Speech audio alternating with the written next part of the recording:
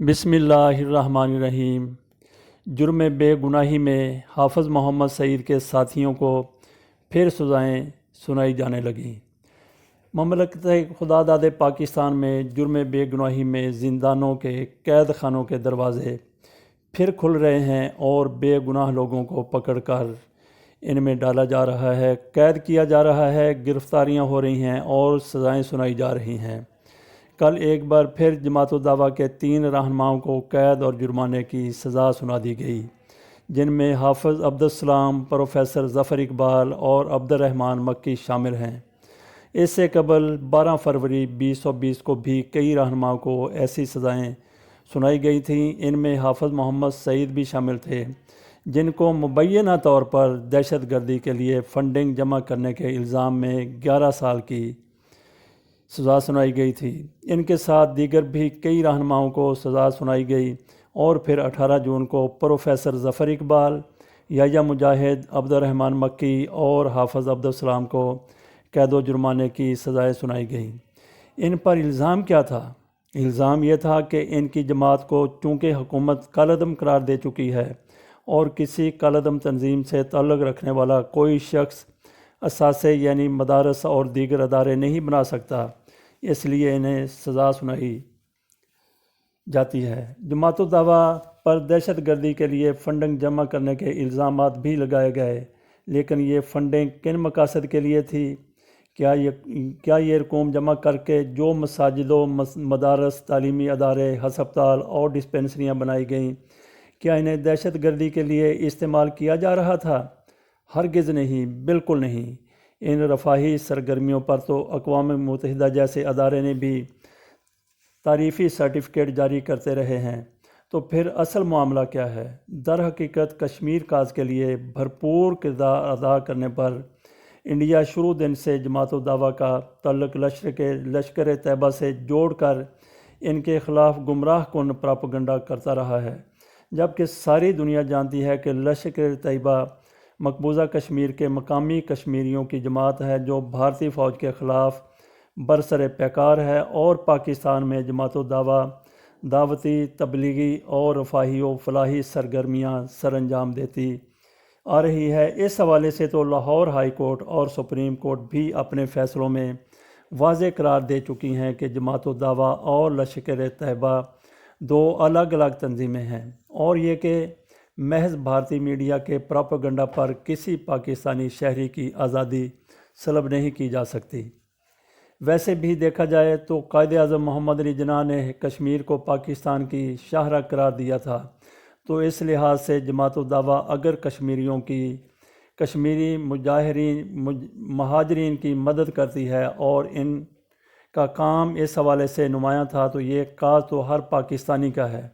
یہی کاز پاک فوج کا تھا اور یہی شروع دن سے پاکستان کی قومی پالیسی رہی ہے۔ اس لیے محض کشمیریوں کے حق میں آواز بلند کرنے پر کسی جماعت، تنظیم یا شخصیت کے خلاف کارروائی کو کیسے درست قرار دیا جا سکتا ہے؟ حقیقت ہے کہ پاکستان میں جماعت الدعویٰ کی رفاہی اور فلاحی سرگرمیوں سے سبھی واقف ہیں۔ ان کی سینکڑوں ایمبولینسیں اور ڈسپنسریاں چل رہی تھیں، 8 ہاسپٹل کام کر رہے تھے، ملک بھر میں سینکڑوں تعلیمی ادارے بنائے گئے، غربا مساکین کی مدد کی جاتی اور مختلف شہروں میں مساجد بنائی گئیں اور ان کا مکمل انتظام و انصرام کیا جاتا تھا۔ اب یہ سب رفاہی و فلاحی تعلیمی ادارے حکومت نے اپنے قبضے میں لے رکھے ہیں اور ہزاروں لوگ جو جماعت الدعویٰ کی رفاہی سرگرمیوں سے استفادہ کر رہے تھے، یہ سلسلہ مکمل طور پر بند ہو گیا ہے۔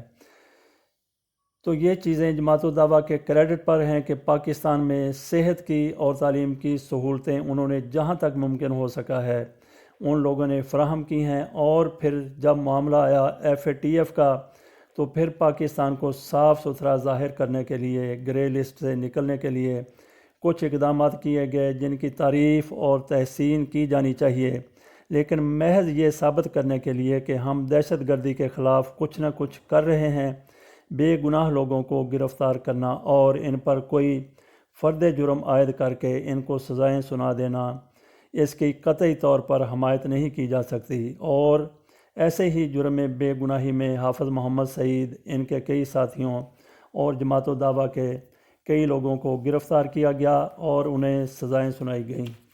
ان کو قید و جرمانے کی سزاؤں کے تحت جیلوں میں بند کیا گیا ہے اور سزاؤں کا یہ سلسلہ طویل تر ہوتا جا رہا ہے۔ الزام کیا ہے؟ دہشت گردی کے لیے یہ لوگ فنڈنگ کرتے تھے، تو دہشت گردی کی بھی اپنی ایک تعریف ہے۔ کشمیریوں کی مدد کرنا تو کوئی دہشت گردی نہیں ہے، یہ تو قومی پالیسی ہے۔ یہی کاز پاک فوج کا ہے اور یہی کاز جماعت الدعوہ کا تھا۔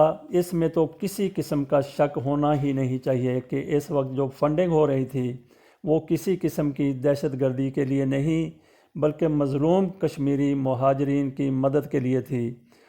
تو دوسرا، یہاں پر فلاحی کاموں کے لیے فنڈنگ کی جاتی تھی، اس کو بھی آپ دہشت گردی کے زمرے میں نہیں لا سکتے۔ فلاحی کاموں کے لیے یہ سب کچھ کیا جاتا تھا، لیکن محض FATF سے نکلنے کے لیے حکومت کی طرف سے دہشت گردی کے حوالے سے مقدمات بنائے گئے اور انسداد دہشت گردی کی عدالتوں کی طرف سے ان کے فیصلے آ رہے ہیں اور قید و بند کیا جا رہا ہے۔